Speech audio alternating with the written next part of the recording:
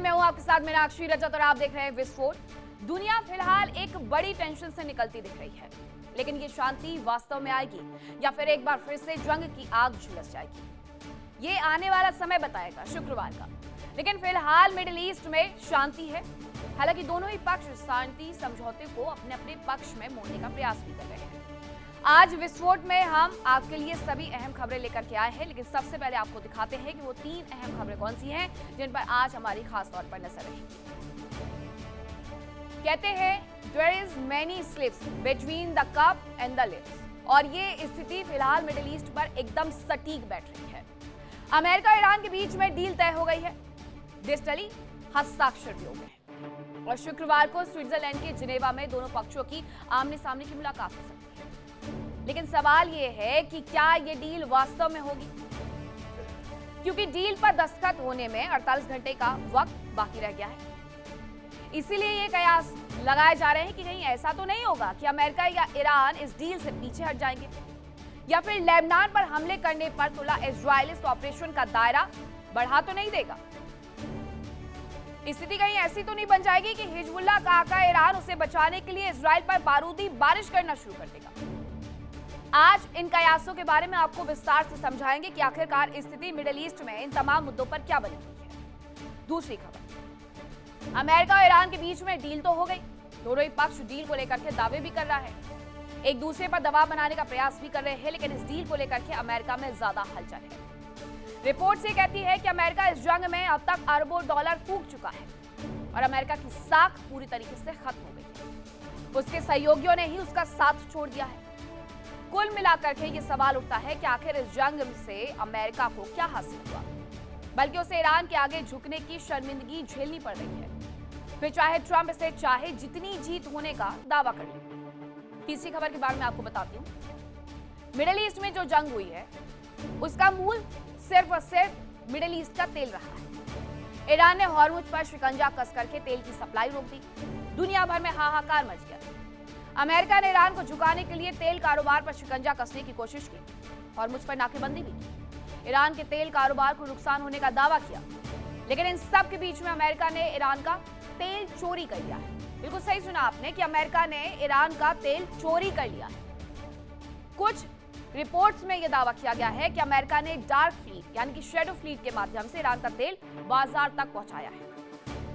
आज इसके बारे में भी आपको विस्तार से जानकारी दूंगी, तो चलिए करते हैं शुरुआत और आपको बताती हूँ विस्फोट की अहम खबर।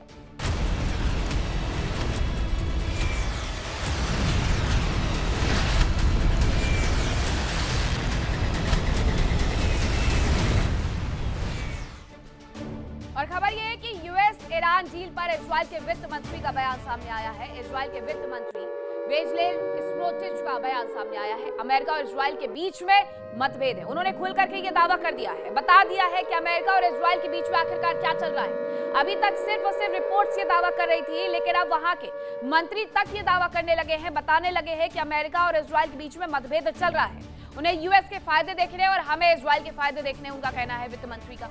हमने ईरान के इकोनॉमी परमाणु प्रोग्राम को कमजोर किया है, ये उनकी तरफ से कहा गया। ये बड़ी बातें उनकी तरफ से कही गई है। अमेरिका और ईरान ने समझौता करने की जो कवायद तेज की, उसमें इजरायल को कहीं पीछे छोड़ दिया गया अमेरिका की तरफ से। अब इजरायल के वित्त मंत्री यही बता रहे हैं कि अमेरिका और इजरायल के बीच में इसी बात को लेकर के मतभेद है, क्योंकि अमेरिका सिर्फ अपने फायदे के बारे में देख रहा है, लेकिन हमें तो अपने फायदे भी देखने हैं ना, इजरायल के फायदे भी देखने हैं। हमने ईरान के इकोनॉमी को कमजोर किया, उनके परमाणु प्रोग्राम को कमजोर किया, लेकिन बदले में हमें क्या मिला? अमेरिका का सिर्फ और सिर्फ अपना लाभ।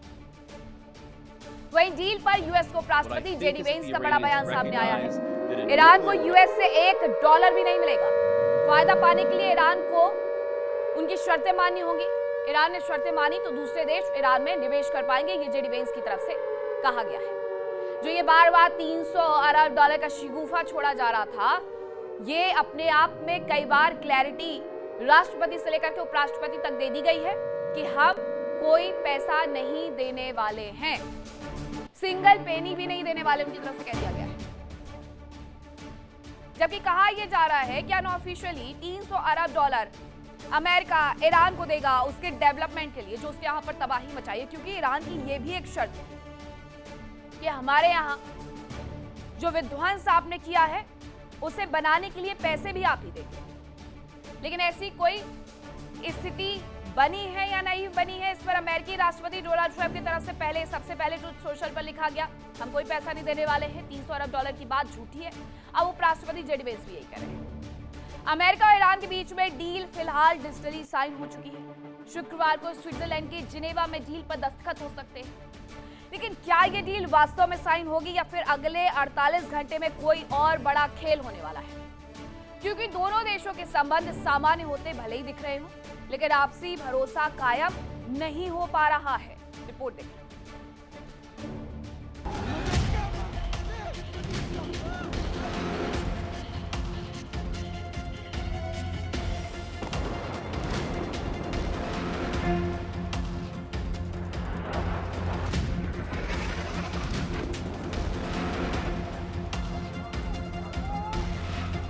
अमेरिका और ईरान के बीच जंग में सीज फायर एक अहम पड़ाव रहा, क्योंकि यहीं से शांति समझौते का रास्ता खुला। मध्यस्थ देशों ने प्रयास किया, दोनों देशों के प्रतिनिधि मंडल ने मंथन किया और आखिरकार समझौता होता नजर आ रहा है।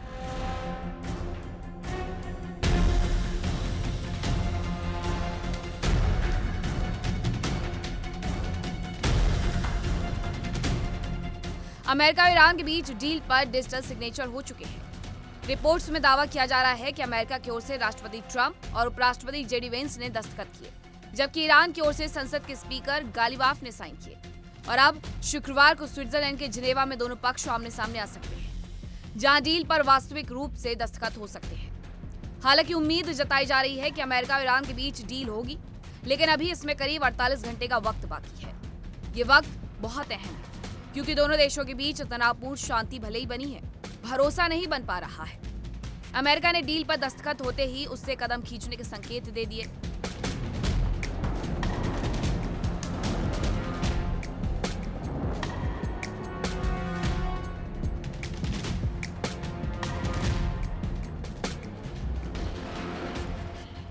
ईरान के पुनर्निर्माण पैकेज को लेकर ट्रंप ने 2 टूक कह दिया कि अमेरिका ईरान को 300 अरब डॉलर का फंड नहीं देगा। राष्ट्रपति ट्रंप ने इसे विपक्षी सांसदों की उड़ाई अफवाह करार दिया। राष्ट्रपति जेडी वेंस ने भी साफ कह दिया है कि ईरान को अमेरिका का $1 भी नहीं मिलेगा। पश्चिमी मीडिया को दिए एक इंटरव्यू में वेंस ने कहा कि समझौते के आलोचक वही गलती कर रहे हैं जो ईरान समर्थक प्रचार करने वाले लोग कर रहे थे। उनके अनुसार वो सिर्फ ये देख रहे हैं कि ईरान को क्या फायदा मिल सकता है, लेकिन ये नहीं देख रहे हैं कि इसके बदले ईरान को क्या क्या शर्तें माननी होगी। वेंस ने कहा कि अगर ईरान अमेरिका की सभी शर्तों का पालन करता है, तभी अमेरिका दूसरे देशों को ईरान में निवेश करने की अनुमति देगा।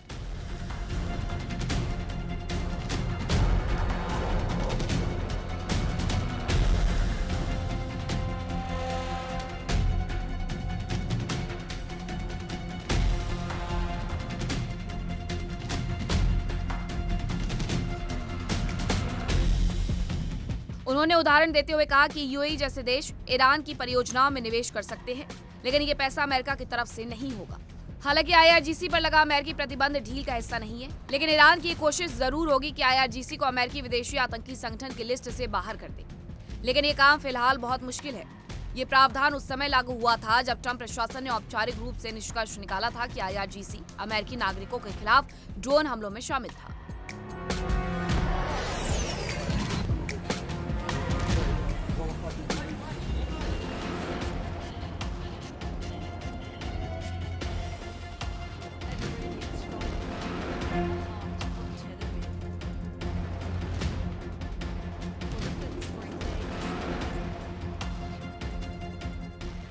हालांकि राष्ट्रपति ट्रंप राष्ट्रीय सुरक्षा के आधार पर प्रतिबंध में छूट दे सकते हैं, लेकिन राजनीतिक तौर पर यह बेहद चुनौतीपूर्ण माना जा रहा है। जंग के दौरान हॉर्मुज एक अहम मुद्दा रहा। अमेरिका हमेशा से ही दावा करता है कि हॉर्मुज टोल फ्री रहना चाहिए, लेकिन जंग के बाद से ही ईरान हॉर्मुज से गुजरने वाले जहाजों से टोल वसूलने पर अड़ा रहा।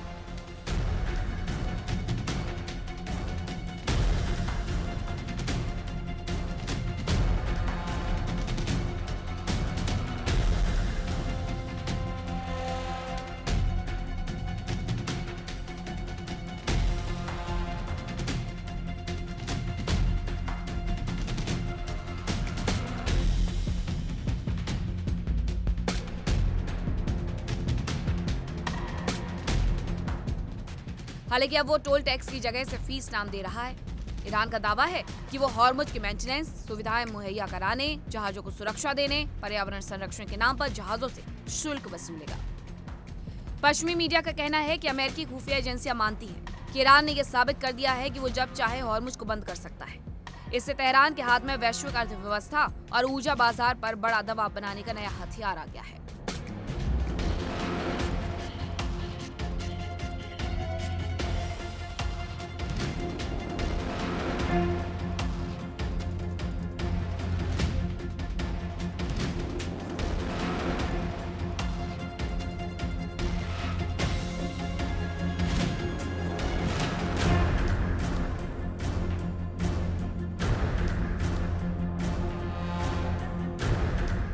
दावा किया जा रहा है कि अमेरिका इस बात को लेकर परेशान है कि ईरान ने यह दिखा दिया है कि वो वैश्विक तेल सप्लाई और समुद्री व्यापार को बाधित कर सकता है।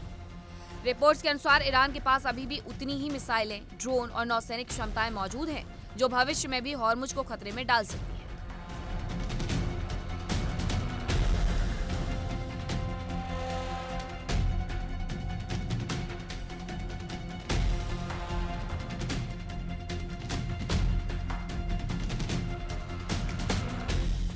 साफ है कि हॉर्मुज का मुद्दा सुलझाना बेहद मुश्किल हो सकता है। अमेरिका और ईरान की डील से इजराइल नाराज है। वो अभी भी लेबनान पर हमले कर रहा है।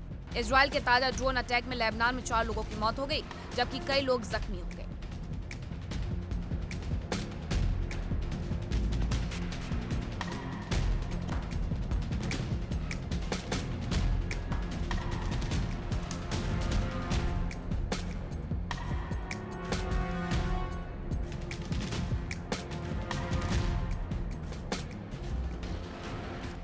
इजराइल साफ कह चुका है कि वो इस डील को मानने के लिए बाध्य नहीं है और अपने मकसद को हासिल करने के लिए प्रयास करता रहेगा। दरअसल डील के तहत इजराइल को लेबनान से सेना वापस बुलाने और उस पर हमले नहीं करने को तो कहा गया, लेकिन हिजबुल्लाह के हमलों से उसकी सुरक्षा का पुख्ता इंतजाम नहीं किया गया।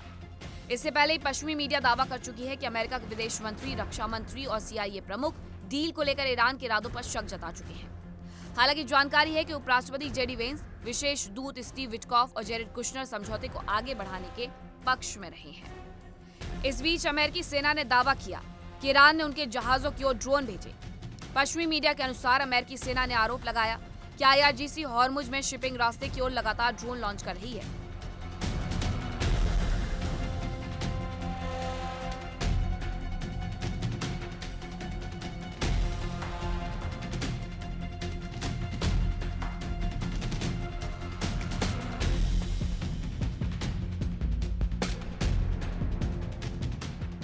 हालांकि अमेरिकी सेना ने ड्रोन को जहाजों तक पहुंचने से पहले ही रोक लिया। साफ है कि डील पर दस्तखत होने में महज 48 घंटे का समय बचा है, लेकिन सवाल यह है कि क्या अमेरिका के बदलते बयान डील के रास्ते का रोड़ा तो नहीं बन जाएंगे। कहीं लेबनान पर लगातार होते इजरायली हमलों से भड़क कर ईरान उस पर मिसाइलों और ड्रोन की बारिश तो नहीं कर देगा।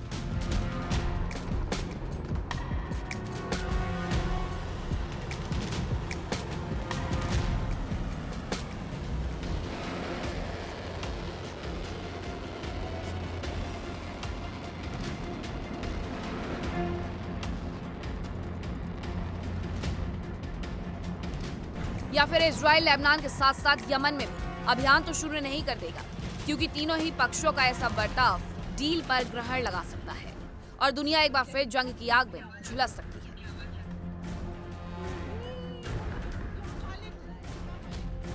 देखो, oh my God, US Embassy है ना उधर।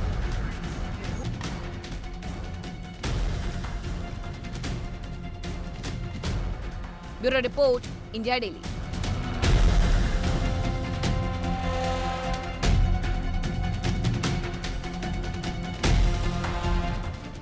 जहां एक तरफ अमेरिका और ईरान के बीच में डील साइन होने वाली है जिनेवा में, वहीं डील को लेकर के अपने ही घर यानी अमेरिका में डोनाल्ड ट्रंप घिर गए हैं। यूएस में विपक्ष ने डील को सरेंडर करार दे दिया है और डेमोक्रेट सांसदों ने पीस डील को सरेंडर लेटर बता दिया है। कल तक यही डेमोक्रेट्स सवाल उठा रहे थे कि आखिरकार लड़ना क्यों है। आज वही पूछ रहे हैं कि हथियार डालना क्यों है। अब पीस डील को सीधे सीधे सरेंडर लेटर बता रहे हैं। उसके पीछे की वजह भी है क्योंकि अमेरिका अपनी शर्तों पर ईरान को राजी नहीं करवा पाया है, जबकि ईरान की जितनी शर्तें थी वो उस पर मान गया है। वो कितना भी चिल्ला ले, चीख ले, बता ले कि हम 300 अरब डॉलर नहीं देने वाले हैं, लेकिन अनऑफिशियली वो 300 अरब डॉलर दे रहे हैं। इसीलिए डेमोक्रेट्स को ये बात चुभ रही है कि आपने युद्ध लड़ा, देश के संसाधन झोंक दिए, नतीजा क्या निकला? आपने ईरान की शर्तों को स्वीकार कर लिया है और उन्हीं पर हस्ताक्षर करने के लिए आप जिनेवा जा रहे हैं। मैं एक और खबर आपको बताती हूँ, जहां हॉर्मुज को लेकर के अमेरिका की चिंताएं बढ़ी हुई नजर आ रही है। पश्चिमी मीडिया के हवाले से ये जानकारी मिल रही है कि अमेरिकी खुफिया एजेंसी ने आशंका जताई है जब चाहे हॉर्मुज को ईरान बंद कर सकता है, और ये हाल फिलहाल में हमने देखा भी है। ईरान को दुनिया पर दबाव बनाने का एक नया हथियार मिल गया है। ये बात बिल्कुल सही है। अमेरिका जब चाहे तब इस डील में सरेंडर कर सकता है, दुनिया के सामने झूठ बोलकर, और वो ये कर रहा है। दूसरी तरफ ईरान जब चाहे वो हॉर्मुज में बाधाएं उत्पन्न कर सकता है, जैसा उसने इस पूरे युद्ध के दौरान दुनिया भर के लिए की, प्रेशर बनाने के लिए ही की। लेकिन अब उसे पता है कि हॉर्मुज उसके लिए सबसे बड़ा हथियार है। वो जब चाहे उसे बंद कर सकता है, जब चाहे वहां से पर्यावरण टैक्स के नाम पर कितनी भी वसूली कर सकता है। हॉर्मुज टैक्स फ्री हो गया है। ईरान ने कहा बिल्कुल हॉर्मुज में कोई टैक्स नहीं लगना चाहिए, लेकिन हम जो सुविधा दे रहे हैं उसके लिए फीस दुनिया भर को चुकानी होगी। अमेरिका ने ईरान से जंग शुरू की। शुरुआती दौर में अमेरिका को कामयाबी मिली, लेकिन ईरान ने जो पलटवार किया तो अमेरिका में त्राही मच गई और अमेरिका जंग के दलदल में ऐसा धंसा है कि बाहर निकलने का उसे रास्ता तक नहीं मिलता। हालांकि अब वो समझौते की रस्सी के सहारे निकलता नजर आ रहा है, लेकिन सवाल ये उठ रहा है कि अरबों फूंक कर उसे आखिरकार हासिल क्या हुआ है।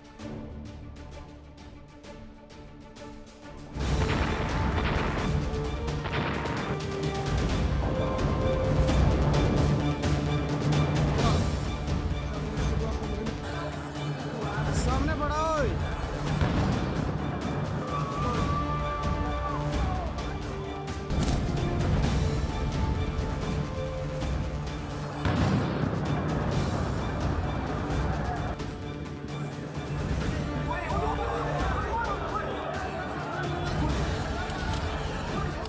फरवरी 2026 को मिडिल ईस्ट में एक बार फिर से जंग की चिंगारी फूटी। अमेरिका और इजराइल ने ईरान पर बारूदी बारिश शुरू कर दी।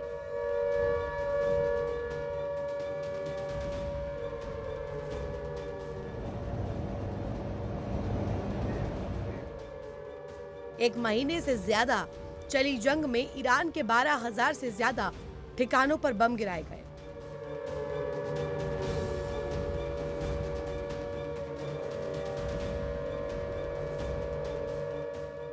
ईरान पर भारी बंकर बस्टर बम से लेकर के ड्रोन और मिसाइलों की बारिश की गई, लेकिन अमेरिका को इससे कुछ भी हासिल नहीं होता दिखा।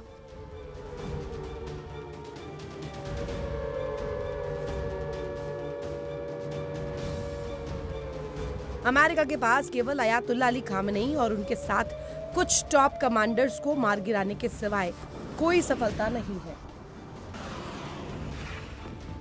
बल्कि वो सफलता भी ईरान के पलटवार से धुलती दिखाई दे रही है। सवाल ये कि इस जंग से अमेरिका को हासिल क्या हुआ, क्योंकि अमेरिका के अरबों के संसाधन राख के ढेर में बदल गए।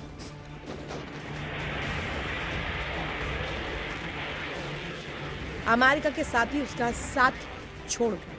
घरेलू फ्रंट पर राष्ट्रपति ट्रंप गिरे, जनता में लोकप्रियता गिरी और अब मिड टर्म इलेक्शन में वो भी मुश्किल में घिर सकते हैं। कुल मिलाकर अमेरिका के लिए ये परिस्थिति बेहद खतरनाक रही है। बात करें अमेरिका की ओर से जंग में खर्च की गई राशि की, तो युद्ध में अमेरिका ने 10 लाख करोड़ रुपए खर्च कर दिए। इस हिसाब से अमेरिका ने हर सेकंड करीब 10 लाख रुपए, हर घंटे 394 करोड़ रुपए और हर रोजाना तकरीबन 9400 करोड़ रुपए खर्च किए।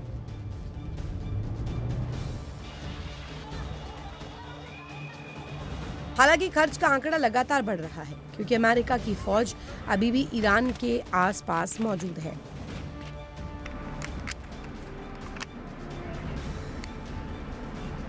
अमेरिकी सेना की ड्रिल लगातार जारी है।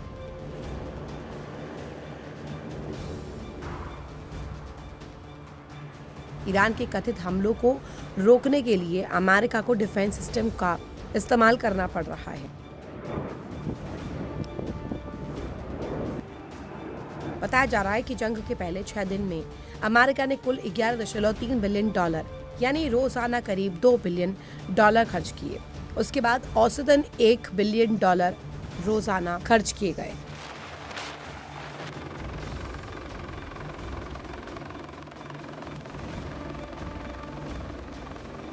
जंग के दौरान अमेरिका ने ईरान के आसपास 2 एयरक्राफ्ट कैरियर लगातार तैनात रखे।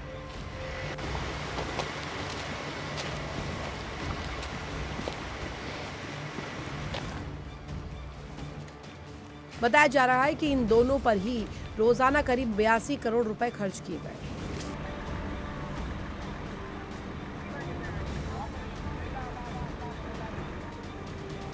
इनके अलावा 14 डिस्ट्रॉयर पर करीब 2 करोड़ रुपए रोजाना, 2 सबमरीन पर करीब 1.5 करोड़ रुपए रोजाना और 3 कॉम्बैट शिप पर 1.8 करोड़ से 4 करोड़ रुपए तक का खर्च।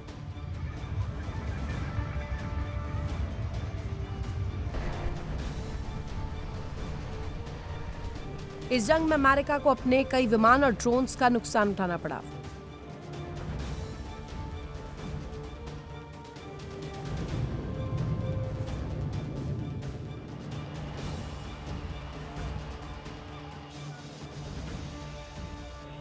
जंग में अमेरिका के 24 MQ-9 reaper drone, 7 KC air refuelling aircraft, 4 F-15E fighter jet, 2 MC-130J transport विमान, 1 A-10C थंडरबोल्ट 2 विमान नष्ट हो गए।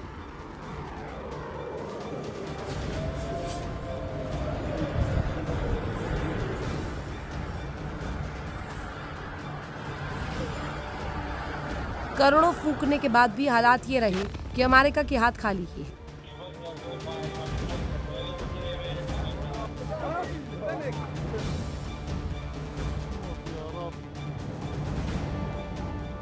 अमेरिका को ईरान की शर्तों के आगे सरेंडर करना पड़ रहा है।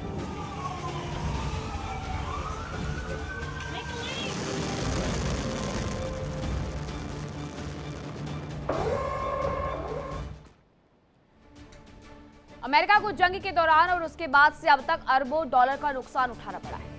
दावा यह किया गया कि अमेरिका ने जंग के दौरान प्रति मिनट यानी हर मिनट 6 करोड़ रुपए खर्च किए हैं और जंग में अमेरिका ने 13 तरीके के 300 से ज्यादा जेट्स तैनात किए थे। इन्हें उड़ाने में अमेरिका को हर घंटे करोड़ों रुपए खर्च करने पड़े। अब आइए आपको बताती हूँ कि अमेरिका के फाइटर जेट्स को उड़ाने पर आने वाले खर्चे क्या रहे हैं। तो सबसे पहले जानिए B-2 बॉम्बर के बारे में, जिसे उड़ाने का खर्चा 1.4 करोड़ रुपए रहा। F-22 रैप्टर 80 लाख रुपए इसकी एक उड़ान पर खर्च हुए। B-1B बॉम्बर 59 लाख रुपए खर्च हुए। F-15E के लिए 31 लाख रुपए खर्च करने पड़े हैं इसे उड़ाने के लिए और F-35A के लिए 40 लाख रुपए खर्च करने पड़े हैं। अमेरिका और इजराइल ने मिलकर के ईरान के 12,000 से ज्यादा ठिकानों पर बमबारी की।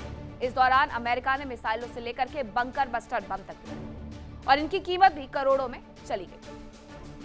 तो मिसाइल की कीमत क्या रही, सबसे पहले वो मैं आपको बताती हूँ। तो टॉमहॉक ब्लॉक 5 की कीमत प्रति यूनिट 34 करोड़ रुपए। कितनी इस्तेमाल हुई 174 और कुल खर्चा कितना आया 59,100 करोड़ का, ये उन्हें खर्चा आया।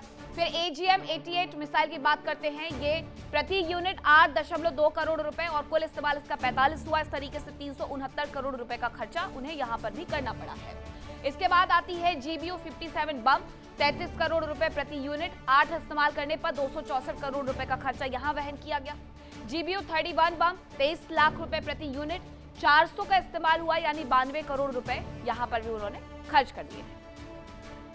तो ये स्थिति रही है, इसीलिए एक खाका तैयार करके ये विश्लेषण कि किस तरीके से हर मिनट उनकी तरफ से जो खर्चा किया गया है वो 6 करोड़ रुपए प्रति मिनट रहा है।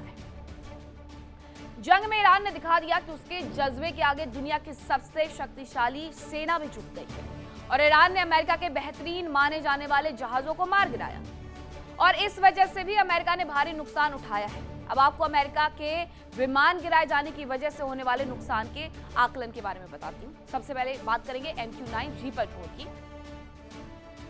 प्रति यूनिट 534 करोड़ रुपए खर्च। कितनी तबाह हुई? 24। कितना खर्चा हुआ? 12,816 करोड़ रुपए का। इतना अच्छा नुकसान किसी युद्ध में इन्होंने नहीं करवाया है अपना, जितना इसमें अपना बेड़ा गर्क अमेरिका ने करवा लिया है। जिस तरीके से उसने हथियारों को मटिया मेट किया है, इस वजह से भी अपने यहां पर घिरे हुए नजर आते हैं डोनाल्ड ट्रंप। 374 करोड़ रुपए में KC-135 एयर रिफ्यूलिंग एयरक्राफ्ट प्रति यूनिट इसकी कीमत, और ये जो तबाह हुए हैं वो 2,618 करोड़ रुपए का नुकसान यहां पर भी अमेरिका को हो गया। ये KC-135 को लेकर के आकलन है।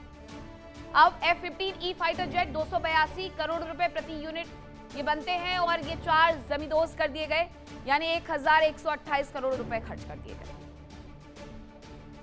हर विमान इतना महंगा, और उसे जिसने मटिया मेट किया ईरान की जिस मिसाइल या ड्रोन ने, वो एकदम सस्ते। MC-130J ट्रांसपोर्ट एयरक्राफ्ट 1,079 करोड़ रुपए में ये बनता है, 2 तबाह हो गए हैं और 2,158 करोड़ रुपए का नुकसान हो गया है। वहीं F-35A फाइटर जेट 780 करोड़ रुपए का बनता है, और इस तरीके से एक जब उनने गवाया तो 780 करोड़ रुपए का भुगतान, खर्चा, नुकसान, जो आप कहना चाहें, उन्हें यहां पर करना पड़ा है। A-10C थंडरबोल्ट 2 92 करोड़ रुपए में बनता है, यह भी एक नुकसान हुआ है। इसी तरीके से 92 करोड़ रुपए उन्होंने यहां पर स्वाहा करवा दिए। E-3 एवेस्कस 2,552 करोड़ रुपए का बनता है, यह भी खत्म हो गया इस जंग के दौरान। और सब जो जंग के दौरान खत्म हुए हैं वो सस्ती ड्रोन से खत्म हुए हैं। 379 करोड़ रुपए में HH-60W हेलीकॉप्टर बनता है, ये भी एक नुकसान रहा इनका। MQ-4C ट्रीटन ड्रोन 2,269 करोड़ रुपए का बनता है, ये भी एक नुकसान में रहा। तो अगर आप ये पूरा जोड़ लगा करके देखेंगे तो अरबों का ये नुकसान इस जंग के दौरान कर चुके हैं, इसलिए अब झुकने के लिए तैयार नजर आ रहे हैं। देखिए इंडिया डेली 24/7 अब आपकी स्मार्ट टीवी पर। इंडिया डेली मौजूद है सभी डिजिटल प्लेटफॉर्म पर लाइव और लगातार। इंडिया डेली 24/7 हर दिन राष्ट्र को समर्पित।